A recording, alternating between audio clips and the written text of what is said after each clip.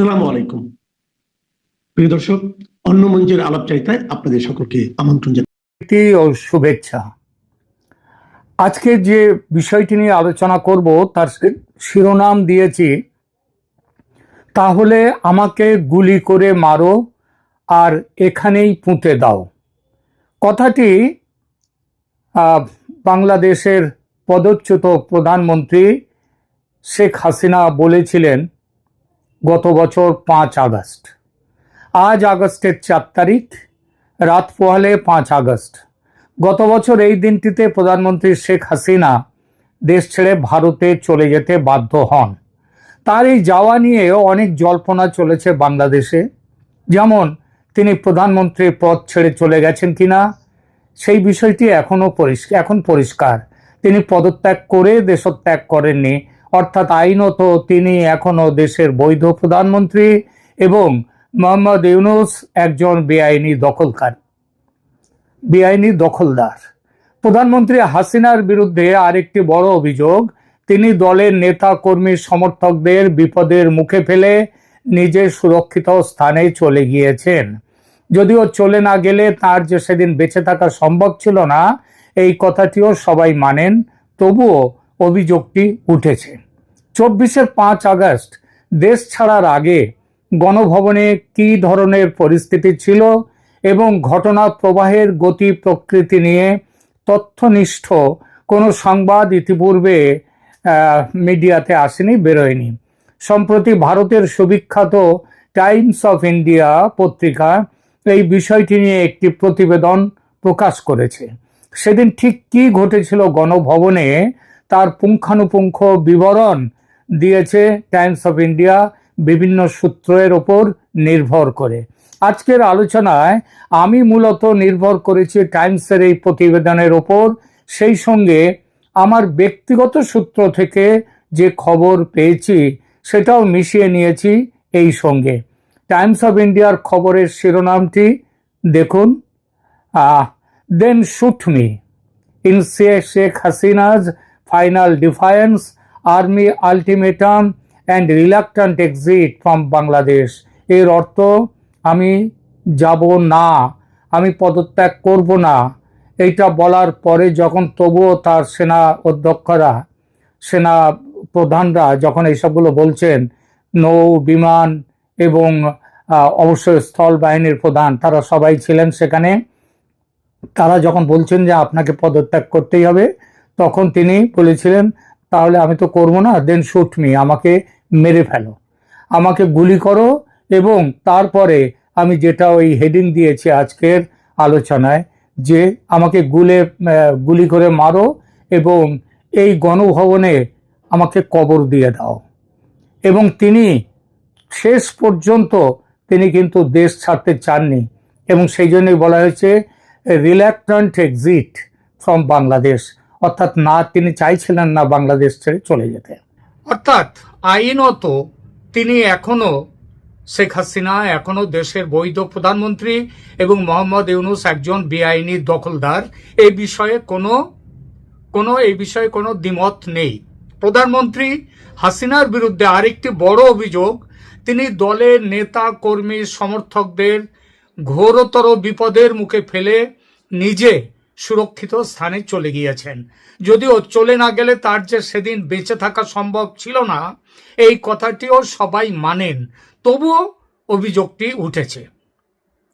24-এর 5 August দেশ ছাড়ার আগে গণভবনে কি পরিস্থিতি ছিল এবং ঘটনা প্রবাহের গতি প্রকৃতি নিয়ে তথ্যনিষ্ঠ কোনো সংবাদ ইতিপূর্বে কোথাও বেরোয়নি। যা বেরিয়েছে তা সম্পূর্ণ অনেকটা জল্পনা কল্পনার ওপর দিয়ে। সম্প্রতি ভারতের সুবিখ্যাত মিডিয়া গোষ্ঠী টাইমস অফ ইন্ডিয়া এই বিষয়টি নিয়ে একটি প্রতিবেদন প্রকাশ করেছে। আজকের আলোচনায় আমি মূলত নির্ভর করেছি টাইমসের এই প্রতিবেদনের ওপর, সেই সঙ্গে আমার ব্যক্তিগত নির্ভরযোগ্য সূত্র থেকে পাওয়া কিছু খবরের ওপর। টাইমস অফ ইন্ডিয়ার খবরের শিরোনামটি দেখুন কি লেখা আছে, then shoot me inside Sheikh Hasina's final defiance, army ultimatum and reluctant exit from Bangladesh. এর অর্থ হচ্ছে তাহলে আমাকে গুলি করে মেরে ফেলো, আমাকে গুলি করে মেরে ফেলো। এবং এ কথাটা শেখ হাসিনা তার দেশ ছেড়ে চলে যাওয়ার প্রচণ্ড অস্বীকৃতির মধ্যে, অর্থাৎ তিনি দেশ ছেড়ে চলে যাওয়ার যেতে অস্বীকার করছেন, এই সময় তার চরম কথা। এবং আর্মি ততক্ষণে আলটিমেটাম দিয়েছে যে ৪৫ মিনিটের মধ্যে ছাড়তে হবে দেশ। And reluctant exit from Bangladesh, তিনি বাংলাদেশ ছেড়ে তিনি স্বেচ্ছায় চলে যেতে চাননি, তিনি যেতে অস্বীকৃতি জানিয়েছিলেন। খবরের বিশদ বিবরণে লেখা হয়েছে, in August 2024 Sheikh Hasina's premiership reached a dramatic climax as protest engulfed Dhaka, refusing to resign despite immense pressure from military officials and even her own sister. Hasina initially resisted. Ultimately, it was her son Sajib Wajed Joy who convinced her to step down, leading to her exile in India as the military took control. অর্থাৎ August 2024-এ যখন শেখ হাসিনার প্রধানমন্ত্রিত্ব একটা অত্যন্ত নাটকীয় পরিস্থিতির মুখোমুখি, ক্লাইম্যাক্সের মুখোমুখি হলো, সেই সময় শেখ হাসিনা তিনি রিজাইন করতে চাননি, অর্থাৎ তিনি নিজে পদত্যাগ করতে চাননি, despite immense pressure from military officials, অর্থাৎ আর্মি তাকে প্রচণ্ড চাপ দেওয়া সত্ত্বেও তিনি কিন্তু কখনো তিনি পদত্যাগ করতে চাননি। পরবর্তীকালে আর্মি তাহলে মিথ্যে কথা বলেছিল। আর্মি সেখানে বলেছিলেন যে শেখ হাসিনা তিনি পদত্যাগ করে সেই দিনই বিকালে আর্মি চিফ জেনারেল ওয়াকারুজ্জামান তিনি সংবাদ সম্মেলন, যেটা 2টোর সময় করবার কথা ছিল, সেটা পিছিয়ে গিয়ে 4টের সময় করা হয়। এবং তখন তিনি বলেন যে শেখ হাসিনা পদত্যাগ করে, তিনি খবর পেয়েছেন তিনি পদত্যাগ করে দেশ ছেড়ে চলে গেছেন, এই কথা বলেছিলেন। তাহলে আর্মি সেদিন কিন্তু মিথ্যে কথা বলেছিল। আর্মি অর্থাৎ শেখ হাসিনা পদত্যাগ করেননি। আর পদত্যাগ করেননি এই কথাটা পরবর্তীকালে যখন উঠলো, তার পদত্যাগপত্র কোথায়, এই প্রসঙ্গটি নিয়ে যখন উঠলো, তখন বাংলাদেশের রাষ্ট্রপতি জনাব সাহাবুদ্দিনও বলেছিলেন তিনি পদত্যাগ করেছেন, এমন কোনো কাগজ, কোনো পদত্যাগপত্র তার কাছে নেই, তিনি পাননি কখনো, তিনি বলেছেন। তার মানে তিনি পদত্যাগ করেননি এবং পদত্যাগ না করেই তাকে দেশ ছেড়ে চলে যেতে বাধ্য করা হয়েছিল। তিনি প্রথমে রাজি ছিলেন না, তার বোন বারবার তাকে অনুরোধ করেছেন, অনুরোধ করা সত্ত্বেও তিনি রাজি হননি। তারপরে তার পুত্রও রাজি করাবার চেষ্টা করবার পরে তিনি সেখান থেকে বেরিয়ে যান।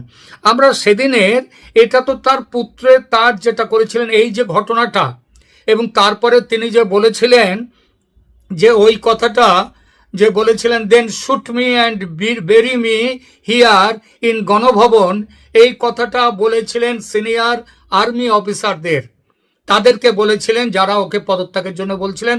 উনি বলছিলেন আমি পদত্যাগ করব না, তেমন হলে আমাকে গুলি করে মারো এবং গুলি করে মেরে এখানে গণভবনে আমাকে পুঁতে দাও। এই কথাটা কে বলেছিলেন? এটা কিন্তু টাইমস অফ ইন্ডিয়া এই কথাটা পেয়েছে। সেটা হচ্ছে যে এই যে ইন্টারন্যাশনাল ক্রাইম ট্রাইব্যুনালে সরকারের যে মুখ্য চিফ প্রসিকিউটর মোহাম্মদ তাজুল ইসলাম, তিনি এই ঘটনায় এই কথাটা বলেছেন ওই ইন্টারন্যাশনাল ক্রাইম ট্রাইব্যুনালে, সেখানে শুনানির সময়। ঠিক আছে, তার মানে বোঝা যাচ্ছে যে শেখ হাসিনা তিনি পদত্যাগও করেননি, করতে চাননি এবং করেননি, তিনি দেশ থেকে চলে যেতে চাননি, কিন্তু চলে যেতে বাধ্য হয়েছিলেন। এমনকি তিনি বলেছিলেন তার আগে, আমাকে মেরে এখানে পুঁতে ফেলো, তবু আমি যাব না। তাহলে অনেকের একটা মনে যে কিছুটা সন্দেহ, বলবো না, কিছুটা দুবিধা, সেটা নিশ্চয়ই এখন আর থাকলো না। তাহলে সেখানটায় কি হয়েছিল? এইবার টাইমস অফ ইন্ডিয়া বলছে the final hours of collapse, অর্থাৎ একদম শেষ মুহূর্তে কিভাবে শেষ কিছুক্ষণের মধ্যে কি হলো।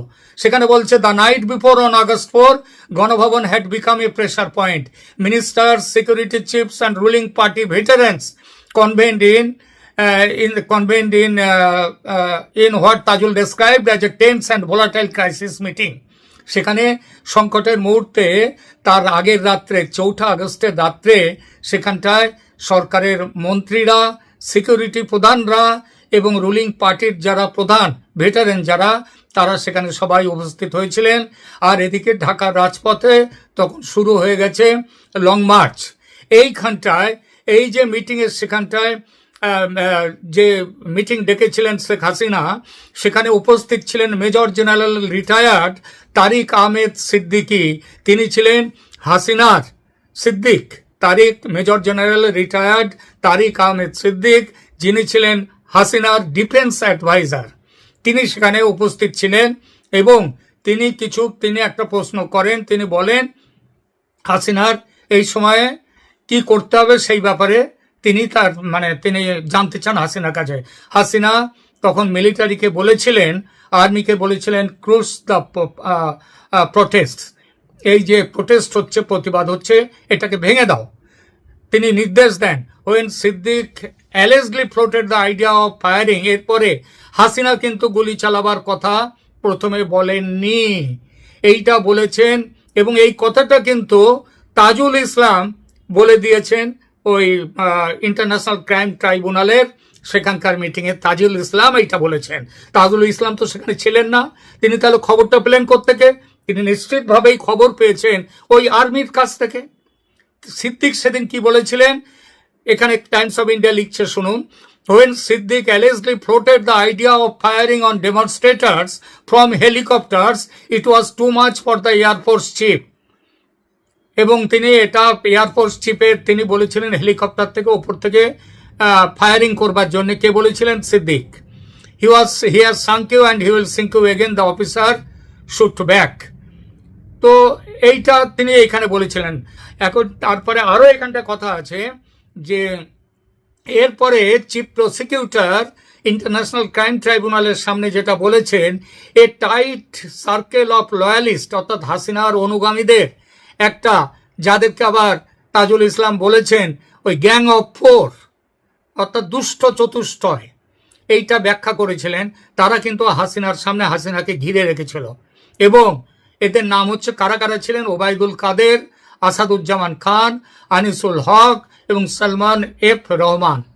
তারা হাসিনাকে বলেছিলেন আপনি পদত্যাগ করবেন না, ডোন্ট রিজাইন। তারপরও দেখা গেল তার মধ্যে অনেকেই, তাদের মধ্যে সেনার মনোভাব দেখে অনেকেই হাসিনাকে বললেন যে চিন্তা করুন, এই বিষয়টা নিয়ে চিন্তা করার আছে। এই সব করতে করতে সারা রাত ধরে কিন্তু এইগুলো চলছে। এই করতে করতে 5 আগস্টের সকাল ভোর হয়ে গেল এবং সেই সময়ে শেখ হাসিনার উপর যে চাপ, সেই চাপ স্বীকার করার মতো নয়, সহ্য করার মতো নয়। পুলিশ ফোর্স তারা পালিয়ে গেছে, তাদের কাছে কোনো আর্মস নেই, কোনো অ্যামুনিশন নেই। আইজিপি চৌধুরী আবদুল্লাহ আল মামুন, যিনি এখন রাজসাক্ষী হয়েছেন হাসিনার বিরুদ্ধে, তিনি বলছেন, হ্যাঁ তিনিও এইসব ঘটনার খবর ওখানে দিতে পারেন, তিনি চৌধুরী আবদুল্লাহ আল মামুন, তিনিও সেদিনের মিটিংয়ে ছিলেন। তিনি বললেন যে they could no longer contain the surging crowds, তারা এই যে প্রতিবাদে এগিয়ে আসা জনতাকে কোনোভাবেই রোখার সামর্থ্য নেই তাদের। এবং তারপরে একবার আর্মি তারা আবার একটা অনুরোধ করলো শেখ হাসিনাকে। সেখানে কি বলল? পত্রিকায় লেখা হচ্ছে, the protesters are flooding Dhaka from all sides, সমস্ত দিক দিয়ে ঢাকাকে তারা ঘিরে ফেলছে। যদিও সমস্ত দিক দিয়ে কিন্তু ঘেরে নি, সমস্ত দিক দিয়ে, চারদিক দিয়ে যে সবাই আসছিল তা কিন্তু নয়। শেখ রেহানা হাসিনার বোন এইবার হাসিনার পা ধরলেন, পা ধরে বলছেন যে, এখানে লেখা হচ্ছে, সে রিপোর্টেডলি ফেল টু হার নিজ ক্লাচিং হাসিনা's feet, begging her to step down for the sake of the nation, but the Prime Minister stood her ground until her son Sajib Wajed Joy was brought into the fold. অর্থাৎ শেখ রেহানা হাঁটু গেড়ে বসে দিদির পা ধরেছেন, ধরে বলছেন যে আপনি পদত্যাগ করুন, তারপরে সজীব ওয়াজেদ জয়। কিন্তু শেখ হাসিনা কত বড় রাজনীতিবিদ এবং অত্যন্ত বিপদের মুখেও যে তিনি তার যে ধৈর্য, বুদ্ধি, স্থৈর্য যে হারান না, তার প্রমাণ কিন্তু এখানে দিলেন। মানে ছেলের কথায়, সজীব ওয়াজেদ জয়ের কথায় তিনি দেশ ছেড়ে চলে যেতে বাধ্য হলেন, কিন্তু তিনি পদত্যাগপত্রটা দিলেন না। শেখ হাসিনা কি চেয়েছিলেন শেষ মুহূর্তে? তিনি চেয়েছিলেন যে একটা ফেয়ারওয়েল জাতির উদ্দেশ্যে একটা বিদায়ী ভাষণ দেবেন। মিলিটারি তাকে সেই ভাষণটা দিতে দেয়নি, বলেছিল আর কোনো সময় নেই ভাষণ দেওয়ার, আপনি চলে যান। এবং তাকে ৪৫ মিনিট সময় দেওয়া হয়েছিল তার জিনিসপত্র গোছগাছ করে নিয়ে বেরোনোর জন্যে। এবং বাই 11 AM 11টার মধ্যে আর্মির যে পাবলিক রিলেশনস, তারা বাংলাদেশ টিভি বিটিভিকে তারা বলে দিয়েছিল, যে খবর দিয়ে দিয়েছিল যে শেখ হাসিনা, না অন্য কোনো কথা বলেনি, তারা বলেছেন বেলা 2টোর সময় আর্মি চিফ জাতির উদ্দেশ্যে ভাষণ দেবেন। কেন আর্মি চিফ ভাষণ দেবেন বলেছিলেন? এই ভাষণটা তো রাষ্ট্রপতি দিতে পারতেন, কিন্তু আর্মি চিফ তিনি ছিলেন এই ষড়যন্ত্রের একটা বড় অংশ। তার জন্যে তিনি বললেন যে 2টোর সময় তিনি ভাষণ দেবেন। খবর দেওয়া হলো, বিটিভিকে খবর দিয়ে দেওয়া হলো। এবং সেই ভাষণ কিন্তু এভেনচুয়ালি সেটা 4টের সময়, বিকেল 4টেয় দেওয়া হয়েছিল। এবং ততক্ষণে শেখ হাসিনা দেশ ছেড়ে চলে গেছেন এবং তিনি ততক্ষণে ভারতের সীমানায় তার বিমান পৌঁছে গেছে। আর এদিকে তখন সারা ঢাকা শহর জুড়ে লুটপাট, ভাঙচুর, ঢাকার কি বলবো গ্লানির দিন, অপমানের দিন, কালো দিনের শুরু হয়ে গেছে তখন থেকে।